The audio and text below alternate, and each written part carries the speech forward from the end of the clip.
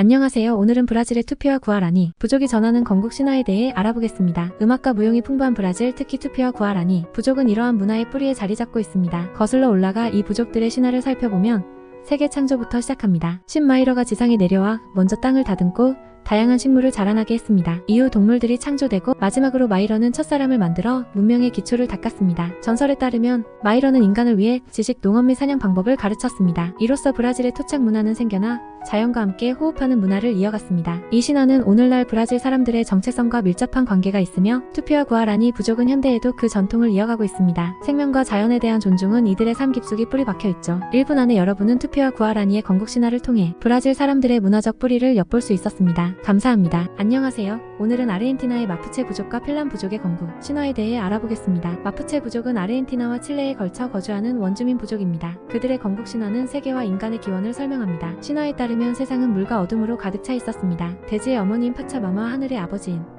안토가 세계를 창조하면서 빛과 대지를 만들었습니다. 그리고 이 세상을 가꾸기 위해 사람들을 창조했다고 합니다. 또 다른 부족인 필란 부족의 신화는 테온이라는 주신이 있었는데 그는 혼돈에서 우주를 창조했습니다. 이키나라는 이름의 여신이 인간을 만들어 농사와 문화를 가르쳤습니다. 필란 부족은 자연과 조화를 이루며 살아가는 것을 중시했습니다. 이 건국 신화들은 마푸체와 필란이 자연에 대한 경외심과 인간의 기원에 관한 설명을 담고 있다는 공통점을 갖고 있습니다. 이러한 신화는 오늘날에도 부족, 공동체의 정체성과 세계관을 이해하는 데 중요한 역할을 합니다. 이상으로 아르헨티나 마푸체와 필란의 건국 신화에 대해 알아보았습니다. 두 부족의 이야기는 지금도 사람들 사이에서 전해지며 그들의 문화와 전통을 이어가는 근간이 되고 있습니다. 감사합니다. 안녕하세요 시청자 여러분. 오늘은 남미 칠레의 원주민 마푸체인들의 신화 속 아라우카니아와 마치에 대해 간략히 알아보겠습니다. 아라우카니아는 마푸체인들이 살고 있는 남미 남부 지역으로 그들의 전통과 문화는 오늘날까지 칠레와 아르헨티나에 영향을 미치고 있습니다. 마푸체 문화에서 마치는 중요한 인물로 치유자이자 영적 지도자의 역할을 담당합니다. 건국 신화상에서 나이뇰레프와 카이카이필루 두 초자연적 존재가 세상과 자연 질서를 창조했습니다. 이들은 각각 땅과 물의 힘을 상징하며 마푸체 사회에서는 자연과 조화를 이루며 살아가는 것이 중요한 가치입니다. 마치는 이러한 전통을 계승하며 자연과 인간 사이의 균형을 유지하고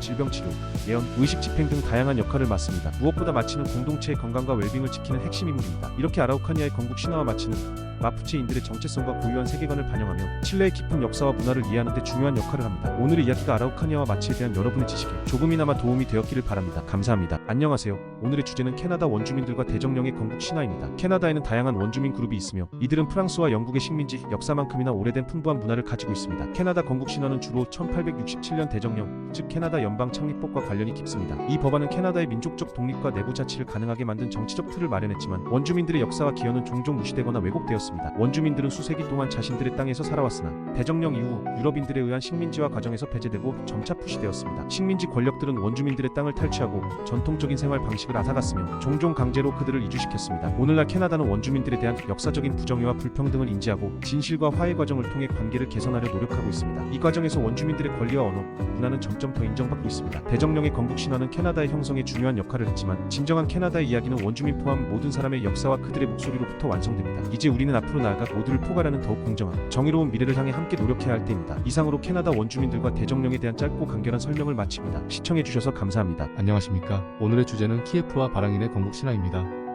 9세기경 북부 유럽에서 건너온 바랑인은 러시아 최초의 국가로 알려진 키예프 공국을 설립했습니다. 바랑인은 노르만인으로도 알려진 바이킹 무리로 러시아 연대기에 따르면 슬라브인들은 지방 분쟁을 종식하기 위해 바랑인을 지도자로 초청했다고 합니다. 초청된 바랑인 중 하나인 루리크는 노브고로드를 거점으로 하여 영향력을 늘려갔고 그의 후손들이 키예프의 자리를 잡으면서 강력한 통치 구조를 갖추게 됩니다. 이렇게 키예프 공국이 성장하며 러시아는 동슬라브 문화와 바이킹의 전통이 결합된 독특한 문화와 정치 체계를 발전시키게 되었습니다. 이 건국 신화는 러시아뿐만 아니라 우크라이나와 벨라루스의 근대 국가 형성에도 중요한 역할을 했습니다. 키예프에서 시작된 정치 문화적 유산은 오늘날 이 지역의 국가 정체성과 깊은 연관을 지니고 있습니다. 이상으로 키예프와 바랑인의 건국 신화에 대해 간략히 알아보았습니다.